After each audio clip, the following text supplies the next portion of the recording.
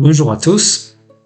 Pour cette dernière vidéo d'entretien avec le Père Paul-Marie, il va nous être donné un éclairage sur plusieurs sujets sensibles liés à la foi chrétienne et notamment au piège du démon. Nous aborderons tout d'abord l'importance cruciale de la Bible dans notre relation avec Dieu. Le Père souligne que sans une lecture assidue des Écritures, il est impossible de vivre une véritable relation d'amour avec le divin. Ensuite, nous parlerons de la nature du démon et de son pouvoir de séduction, ainsi que des défis que pose le discernement entre possession démoniaque et troubles mentaux. Le Père met en évidence la nécessité d'une évaluation prudente dans ce cas. Nous découvrirons également la distinction entre sacramentaux et sacrements, ainsi que les dangers que peuvent représenter certaines influences dans la culture moderne, notamment à travers la musique. Cet entretien, riche en enseignements, nous rappelle l'importance de la vigilance spirituelle et du discernement dans un monde où les dangers sont souvent dissimulés. Sans plus tarder, je vous souhaite un excellent visionnage. De lien personnel avec le Christ. C'est ce que Jésus reproche dans le chapitre 8 de l'évangile de Saint Jean à Nicodème. C'est la même chose, Jésus qui rencontre Nicodème. Nicodème, il a tous les titres. Il est pharisien, chef des Juifs, membre du Sanhédrin, docteur en Israël. Tout ça, il a tous les titres. Et Jésus lui dit, en vérité, je te le dis, à moins de naître de l'eau et de l'esprit, nul ne peut entrer dans le royaume. Et Nicodème a très bien compris qu'il lui parlait de lui. Oui, il a compris. Renaître comme un petit enfant, il comprend rien. Non. Alors, il y a des choses, vous voyez, qui sont incompréhensibles tant qu'on n'est pas lié à la source de celui qui parle. Et c'est Dieu qui parle dans sa parole. Donc, si on n'a pas ce lien personnel, on ne peut pas comprendre. Voilà. Vous voyez, des époux qui se disent entre eux qu'ils s'aiment. Quelqu'un qui est à l'extérieur, il ne comprend pas. Il n'y a que les époux qui se comprennent. Parce qu'ils sont unis dans la même intention. Quelqu'un qui est à l'extérieur, il ne comprend pas. Ici, il sait ce que ça veut dire, mais il ne comprend pas vraiment. Vous voyez ? Voilà. Eh bien, la parole de Dieu, c'est pareil. C'est une parole d'amour. Si on n'est pas uni à celui qui nous parle, on ne peut pas comprendre. Donc, s'il n'y a pas cette relation personnelle, la parole de Dieu, on devient fondamentaliste. On la prend formellement. Et c'est ce que Nicodème fait. Le vent souffle où il veut. Tu sais ni d'où il vient, ni où il va. Tandis que la théologie, je sais d'où je parle, la parole de Dieu, je connais mes conclusions, je connais tout par cœur. Alors là, c'est incollable. Tu es docteur en Israël et tu ne sais pas ces choses-là. Pauvre Nicodème. Alors que Nicodème, il venait juste s'humilier en disant, mais comment cela peut-il se faire ? Et il pose la vraie question.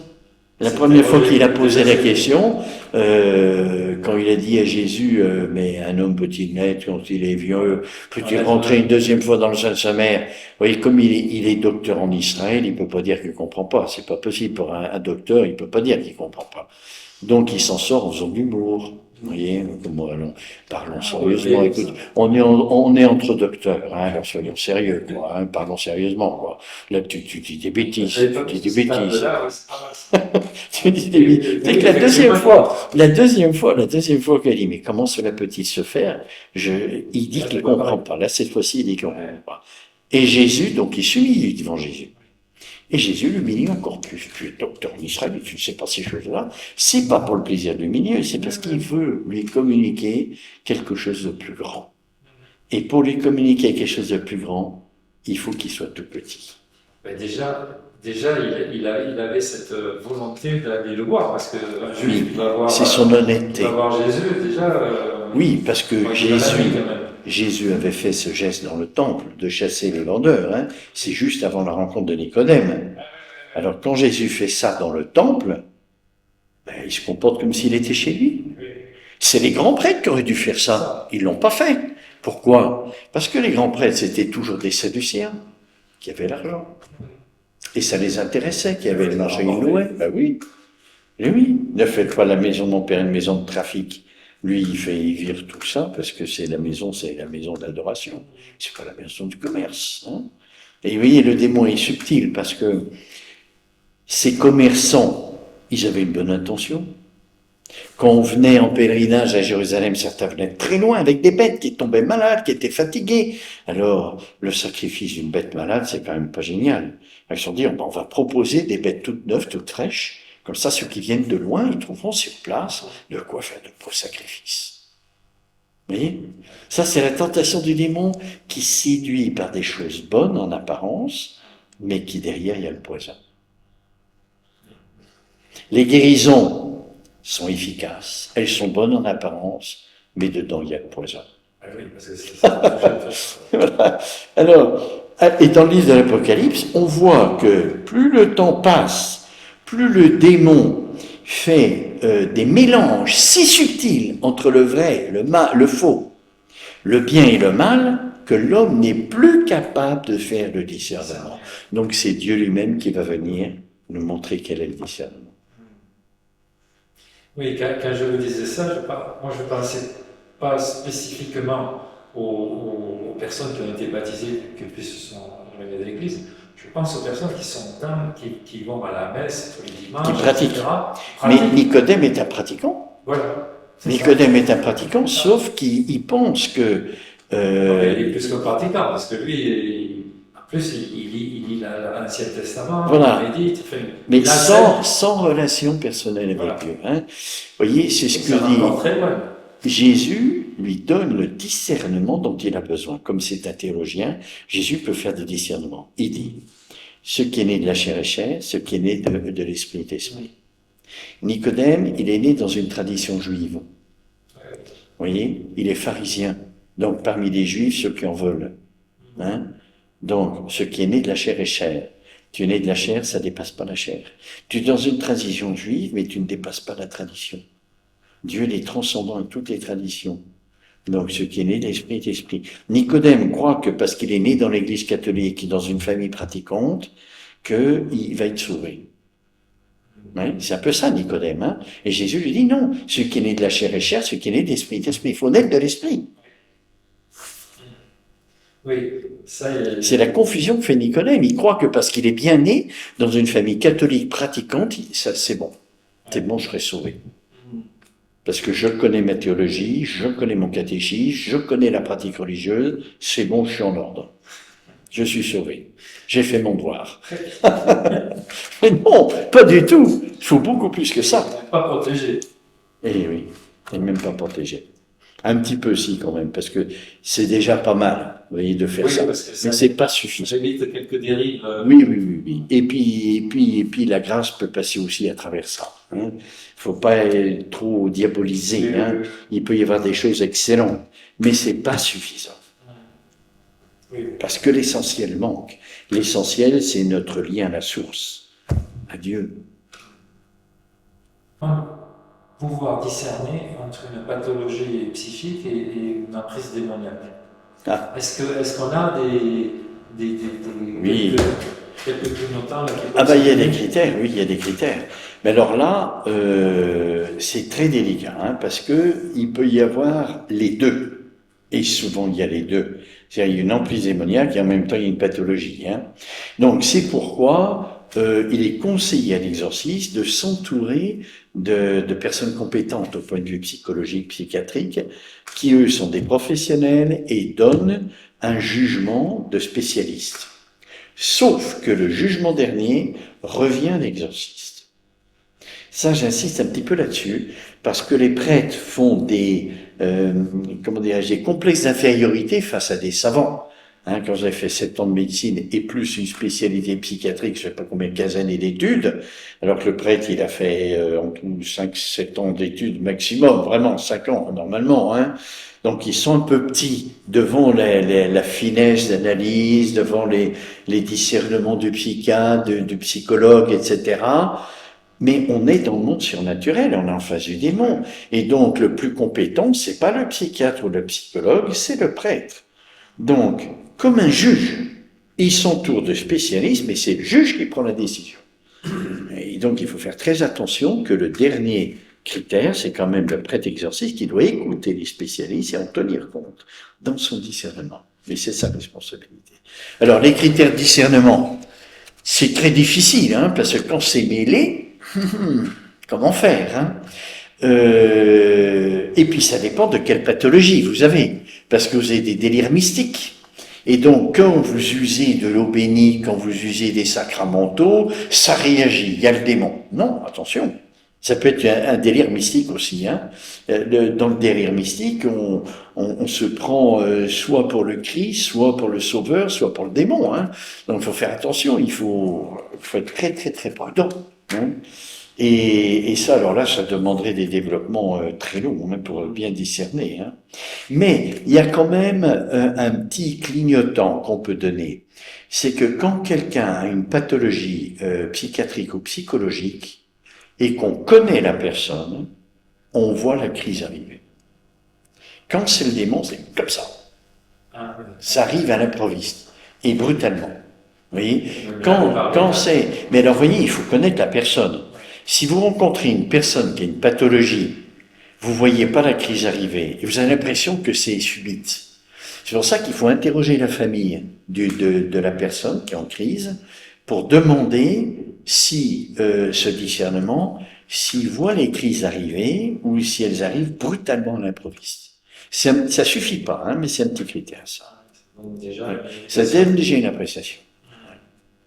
Okay. Donc en fait, si c'est une crise démoniaque qui arrive d'un seul coup, il n'y a pas trop de pathologie dedans. C'est ça que vous voulez dire? Non, c'est pas ça que je veux dire. Je veux dire qu'il y a le démon. Après, il y a peut-être une pathologie derrière aussi. Hein. On ne sait pas. Oui, non, parce que quelqu'un qui a une pathologie, il n'est pas tout le temps de crise. Bon, il y a des cas où il y a des crises aiguës, où c'est presque en permanence, mais la plupart du temps, ils ne sont pas en crise tout le temps. Vous voyez? Et donc, s'il y a le démon en même temps, il peut avoir une crise, alors que pathologiquement, il ne l'a pas. Oui. Ouais, c'est compliqué. C'est très compliqué. C'est un des cas les plus difficiles. Vous voyez? Donc, et d'ailleurs, ce qui est le plus difficile chez l'exorcisme, c'est pas tellement la libération, il suffit de suivre le rituel, de bien prier avec ferveur, et de préparer la personne, de l'accompagner, et puis c'est le Christ qui fait le travail, c'est pas nous, hein. Oui. Voilà, donc il suffit d'être dans l'obéissance à l'Église, et de bien suivre les rituels, et puis c'est bon. Mais le discernement, alors là, c'est pas commode. Ça vient un peu de là. Il faut prier l'Esprit Saint, hein, parce que il faut qu'il nous éclaire, hein. C'est de là peut-être que vient aussi le fait que quand les 72 sont arrivés, là, qui disent bon, mais lui, on n'a pas pu le sauver, et Jésus leur dit c'est parce que il y a des démons qui se chassent que par la prière et le jeûne. La prière et le jeûne, oui. Et donc c'est parce que, d'après ce que j'ai cru comprendre, c'est parce qu'il y avait justement ces deux choses. Il y avait la pathologie plus le démon, et que donc ils avaient fait. Moi, c'est l'interprétation que j'ai eue, je me suis dit. Oui, il y a deux évangiles. Il y en a un où Jésus dit c'est parce qu'il y a des démons qui se chassent par la prière et le jeûne. Puis dans un autre, c'est votre manque de foi, à cause de votre peu de foi. Oui.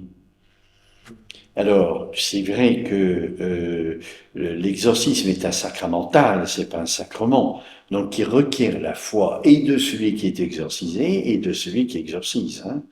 Et l'effet dépend aussi de la foi de l'exorcisé, hein, et de celui qui exorcise. Il faut que l'exorcisé ait la foi. Ah bah oui, mais la foi pas catholique de haut en bas. Il suffit de croire, l'embryon de la foi, c'est qu'il y a un absolu qui existe et qui est rémunérateur, comme dit saint Thomas. Hein. Voilà, un embryon de foi. Voilà. Ouais, okay. S'il vient nous voir, c'est parce que déjà il a un embryon de foi, vous voyez. Sinon il ne viendrait pas. Bah oui. Ah oui. Oui, bon, sauf ceux qui sont passés par tous les mages, tous les guérisseurs, tout ça, puis qui se disent, bah, peut-être que lui pourrait faire quelque chose pour moi, hein. Il vient nous voir comme la cinquième roue du chariot, on ne sait jamais, hein. Mais c'est à l'exorcisme, justement, de lui faire comprendre autre chose. D'accord. Ah oui. Et vous Tandis avez... que le sacrement, il suffit que le ministre veuille faire ce que fait l'Église, entrer dans l'intention de l'Église, au moment où il lui donne le sacrement, qu'il dise la bonne formule. Hein.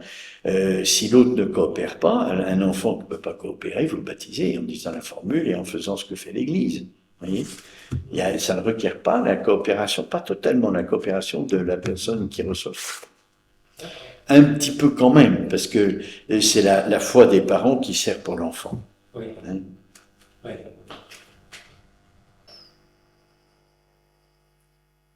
Quel est le profil de façon générale, quelle vulnérabilité ont les personnes que vous avez eu l'occasion de libérer? Quelle était leur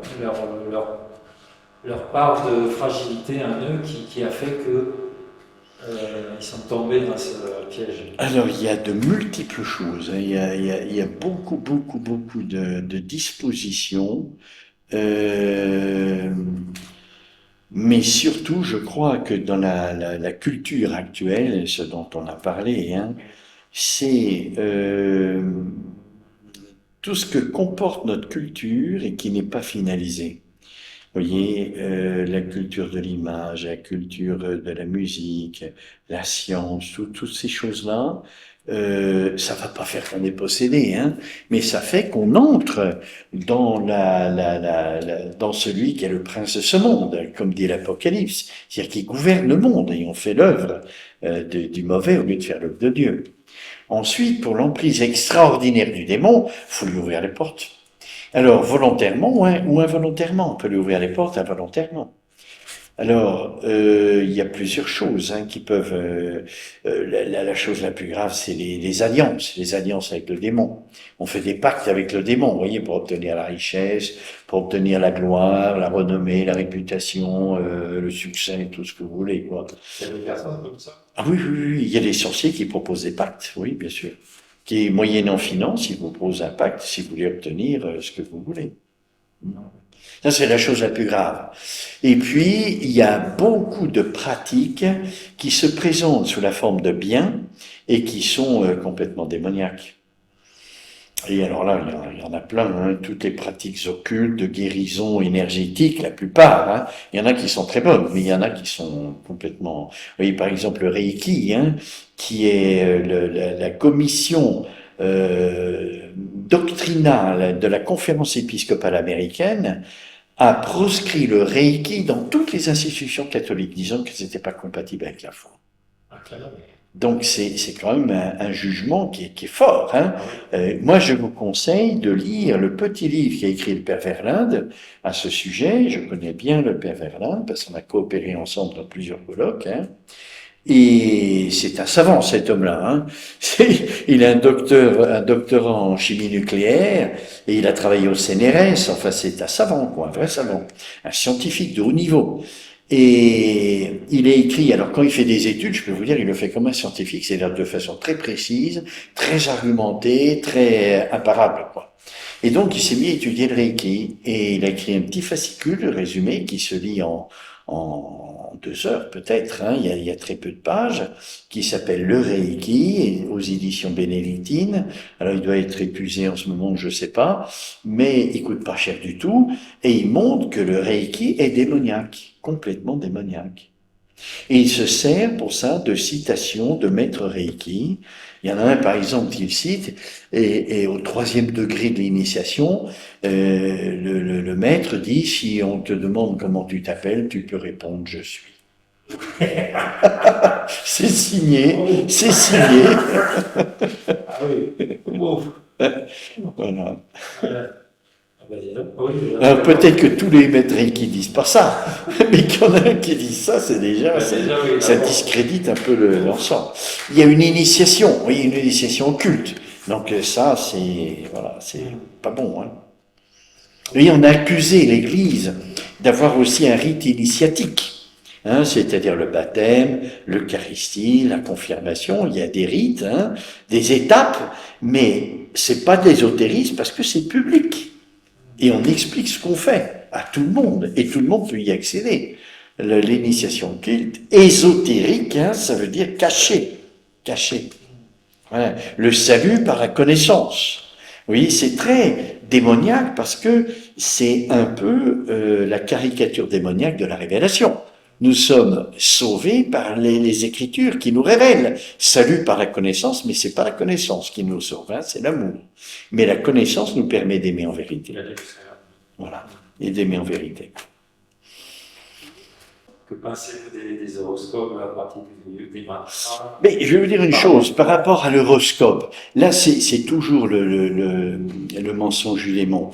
Ceux qui ont fait un peu d'astronomie, ils savent que chaque planète a une influence sur le corps humain. Pourquoi? Au plan chrétien, on sait, notre corps a été tiré de la terre. Et notre corps est constitué des 4 éléments, la terre, l'air, l'eau et le feu, hein, qui sont pas, ce sont des principes. C'est-à-dire le feu, c'est pas la flamme. Hein. Si vous frottez 2 silex l'un contre l'autre, j'ai une étincelle, c'est le feu en puissance dans la pierre, c'est ce qu'on a, hein, qui est particulièrement dans la digestion. Hein. Donc le corps humain est fait de la terre. Et donc il n'est pas étonnant que les astres aient une influence sur le corps humain, une véritable influence. Plus je développe ma vie de l'esprit, à cause du lien du corps et de l'âme qui est un lien substantiel, plus l'âme tire le corps vers le haut, et plus j'échappe à l'influence des astres. Si je ne cherche pas la vérité, je ne cherche pas à aimer, alors je suis beaucoup plus sous l'influence des astres. Je suis terrien. Vous voyez ? Si mon âme ne se développe pas, elle ne peut pas tirer le corps vers le haut. Et donc, je subis beaucoup plus l'influence des astres. Donc, l'horoscope, il peut être vrai pour ceux qui ne développent pas la vie de l'esprit. Vrai, en partie, parce qu'il y a beaucoup de mensonges là-dedans aussi, hein. Mais ça peut avoir des coïncidences. C'est pour ça que certains disent, ah, mais moi, ça marche, hein, l'horoscope, ça marche. Oui, mais c'est possible, ça veut dire que tu ne développes pas ta personne, c'est tout, hein. Tu restes un petit animal, un animal développé, mais pas plus, quoi. Voilà. Et c'est pas la science, hein, qui développe la personne humaine, hein. C'est l'intelligence. Où il y a un paysan et un ingénieur. L'ingénieur, il va vous faire des raisonnements très compliqués, parfaits, excellents, mais dans la vie, il est perdu, il ne sait pas s'orienter. Un paysan, il ne sera pas capable de vous faire un raisonnement très compliqué, mais il sait s'orienter. Eh bien, il est plus intelligent que l'ingénieur, parce que l'orientation dans la vie, c'est l'intelligence, et c'est supérieur à la raison. L'expérience. Voilà. Le diocèse dispose d'un prêtre exorciste. Et alors, première question, est-ce que l'exorcisme existe dans l'islam? Oui, dans toutes les religions, même chez les juifs. Oui, oui. Oui, si, bien sûr. Okay. Oui. Et ça, alors, selon ma propre expérience, il y a 23 ans, les prêtres exorcistes que j'ai rencontrés, après vous avoir rencontré, j'ai amené des personnes qui avaient des liens, je sentais qu'ils avaient des liens. Et je me suis rendu compte que, je n'ai pas vu beaucoup, mais 2 ou 3 prêtres exorcistes diocésains qui ne croyaient pas au démon. Alors, ma question c'est, est-ce que ça va mieux maintenant, 23 ans? Oui. Ce que je vous disais en particulier, c'est que les nouveaux évêques, il y en a beaucoup de l'Emmanuel par exemple, hein, des évêques, il y en a une quinzaine je pense, dans l'épiscopat français, eux ils ont plus le sens de la libération, et du coup, parce que plus le sens, non pas du côté de la foi, je crois que tous les évêques maintenant ils ont la foi, hein, vraiment, ils ont toujours eu la foi, mais ils sont plus attentifs maintenant aux problèmes réels des brebis du Christ, parce qu'il y a une demande qui monte et les évêques sont attentifs à ça. Alors, je crois que les choses ont bien changé, oui, tout à fait. Moi, en France, c'est spécial, il y a que la France qui est organisée comme ça, c'est-à-dire qu'elle a une assemblée des exorcistes, une association qui regroupe tous les exorcistes français, où il y a une formation permanente. Ça, c'est récent. Ah non, ça fait des années. Ah. Ça fait des années, oui. Il y a des années. Des années. Je ne saurais pas vous dire quelle est l'origine, mais oui, au moins 20 ans. Oh, oui, peut-être plus même. Oui, parce que quand j'ai commencé, ça existait déjà. En 94, ça existait déjà. Donc il y a une formation permanente des exorcistes de France qui est dirigée par un évêque, qui est nommé par l'épiscopat français. Quand j'y étais, moi, on a eu plusieurs évêques. On a eu de Langres, autrefois. Après, il y a eu Monseigneur de Kérimel. Après, il y a eu Cardinal Ricard. Enfin bref, il y a une formation tous les 2 ans qui dure 3 jours, où nous avons des conférences et nous avons des situations, des mises en situation, c'est-à-dire des exercices avec leur équipe qui exposent un cas et qui racontent comment ils ont conduit l'affaire. Parce que ça, c'est des expériences pratiques dont on a tous besoin. Parce que chacun a sa manière de faire et on puise chez les uns, chez les autres, des choses qu'on n'a pas vues, des choses qu'on fait mal, des choses, etc. Et c'est très riche de faire ça. Donc il y a 2 aspects, un théorique ou des conférences et puis un pratique où il y a des échanges d'expériences. Donc c'est assez riche. Il n'y a que la France qui fait ça. Tous les autres, il n'y a pas ça. Alors maintenant, il y a l'AIE, qui est l'Association internationale des exorcistes, qui propose aux conférences épiscopales qui le veulent des formations. Ils se déplacent dans les pays et ils font des conférences dans les pays pour la formation des futurs exorcistes. Voilà. Ok. Alors votre question, c'était... Non, c'était ça, c'était surtout ça. Ah oui. Parce qu'en fait, la question, c'était de savoir Si ça a évolué bien si dans ça avait le sens, changé, parce que vraiment. pour des laïcs qui seraient en détresse, comment est-ce qu'ils peuvent s'y retrouver? Parce que s'ils vont voir les prêtres que j'avais été voir après, moi, la personne qui était avec moi, je lui ai dit, ne l'écoute pas parce que il a pas compris, donc je l'ai amené chez eux. On a trouvé quand même un. On essaie de trouver un, mais bon. Vous savez, c'est pas commode parce que quand l'évêque choisit un prêtre pour être exorciste, d'abord, il y a des prêtres qui n'ont jamais eu l'expérience, en dehors de l'action ordinaire du démon qui est la tentation et le péché, il y a des prêtres qui n'ont pas eu d'expérience, vous voyez, donc ils savent pas ce que c'est, ils veulent pas y mettre les pieds, donc beaucoup refusent. Moi je sais que quand j'ai quitté le diocèse français où j'étais exorciste, l'évêque il a ramé 2 ans avant de trouver un successeur. Parce qu'il demandait, et puis les prêtres refusaient. Il veut pas obliger quelqu'un, vous voyez. Bon, il a trouvé enfin quelqu'un, et voilà. Alors d'une part il y a ça, et puis d'autre part il y a des critères pour choisir un exorciste. Le droit canon donne des critères. Ah oui, oui, il faut que ce soit un homme de prière, un homme de doctrine, un homme de bonnes mœurs, etc. Oui. Oui, voilà. Jusque-là, c'est logique. Voilà. Oui, d'ailleurs, c'était l'objet d'une autre question. Comment est-ce que vous vous protégez? Parce que la protection, il n'y a que la prière. Il y a le corps mystique du Christ. Oui. C'est-à-dire, oui, il y a la prière personnelle. Souvent, vous voyez, par exemple, en Italie, où il y a 2 fois plus d'exorcistes qu'en France, parce qu'il y a 2 fois plus de diocèses. Les diocèses sont plus petits en Italie, hein. Souvent, c'est des religieux, très souvent. Beaucoup de franciscains, mais des dominicains, il y a des jésuites, il y a vraiment beaucoup de religieux. Il y a des prêtres diocésains aussi, hein, mais comparé à la France, où il y a une grosse majorité de prêtres diocésains, c'est souvent des religieux. Parce que justement, c'est des hommes qui sont plus dans la prière, plus dans dans l'ascèse, dans les choses comme ça. Oui, parce que il faut se protéger quand même. Oui. Alors, je parlais du corps mystique comme protection, c'est-à-dire qu'il est conseillé à l'exorciste de se confier à la prière des contemplatives. Vous voyez, moi, quand j'ai été nommé, je me suis confié à nos sœurs contemplatives. Je leur ai dit, voilà, mon initiative m'est confiée, priez pour moi. Et alors, c'était drôle comme tout, parce que quand j'étais dans le diocèse de Lyon, j'allais dans un lieu où il y avait un prieuré de nos sœurs contemplatives. Et à chaque fois que j'arrivais, les sœurs me disaient, on n'a pas besoin que vous nous disiez quand vous arrivez, parce que tout tombe en panne. Comme ça. Autrement dit, elle faisait le paratonnerre du démon. Elle faisait le paratonnerre. Le démon mettait ses foules sur les sœurs, mais alors le mieux, c'est que comme il fallait jeûner un peu, moi je ne pouvais pas jeûner toute la journée, donc je leur disais, est-ce que vous pouvez jeûner pour moi? Et ça marchait très bien. Ça marchait très bien. Ah oui, c'est bien, c'est pratique. Mais dans le corps mystique, on est comme une seule personne dans le Christ. Hein. Donc voilà. J'avais pas compris le corps mystique. Okay. Oui. Donc j'exagère un peu, hein, mais c'est vrai que la charité fraternelle faisait qu'elles obtenaient beaucoup de grâce pour moi. Et pour les besogneux. Oui, les personnes qui en avaient besoin. Ah oui.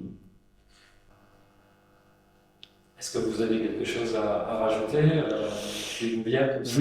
Oui, je voudrais alerter les jeunes qui regarderont votre vidéo de faire très attention à certaines choses, hein.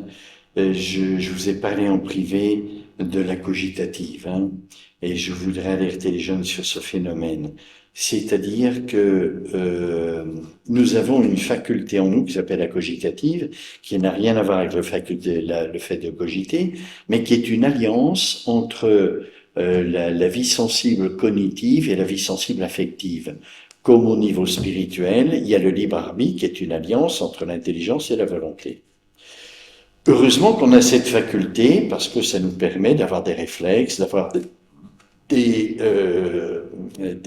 dispositions qui nous aident dans la complexité de la vie. Donc un exemple, vous roulez, vous brûlez le feu rouge, vous faites arrêter par les gendarmes, et ils vous collent une amende faramineuse, ils vous confisquent la voiture, etc. Bon. Votre cogitative va lier le feu rouge que vous avez vu avec le déplaisir de l'amende, et puis tout ce qui s'ensuit. Elle fait un lien. La prochaine fois que vous conduisez et que vous voyez un feu rouge, vous arrêtez sûrement. Parce que votre cogitative vous fait ressentir le feu rouge comme mauvais, si je brûle. Vous voyez ? Donc, grâce à ce lien, je peux acquérir des réflexes, des automatismes qui m'évitent de faire tout un raisonnement et de faire, etc. Eh bien, on peut se servir de ça pour la manipulation, manipuler les personnes. Par exemple, les publicistes savent ça. On vous voulez vendre un produit, donc vous avez des affiches, vous avez le produit, et puis à côté, une très belle femme un peu dévêtue. Donc vous avez la connaissance sensible du produit et l'émotion provoquée par cette belle dame un peu dévêtue. Plusieurs fois, vous le voyez plusieurs fois, votre cogitatif fait le lien. Après, vous allez dans le supermarché, vous voyez le produit, il n'y a plus la femme. Mais l'émotion vient à cause de la cogitative. Le produit vous semble bon, parce que vous avez la bonne émotion, vous l'achetez. Voilà. Eh bien, on peut faire la même chose au point de vue démoniaque. C'est-à-dire allier une émotion bonne avec des connaissances qui sont inconscientes et qui sont mauvaises. Je m'explique.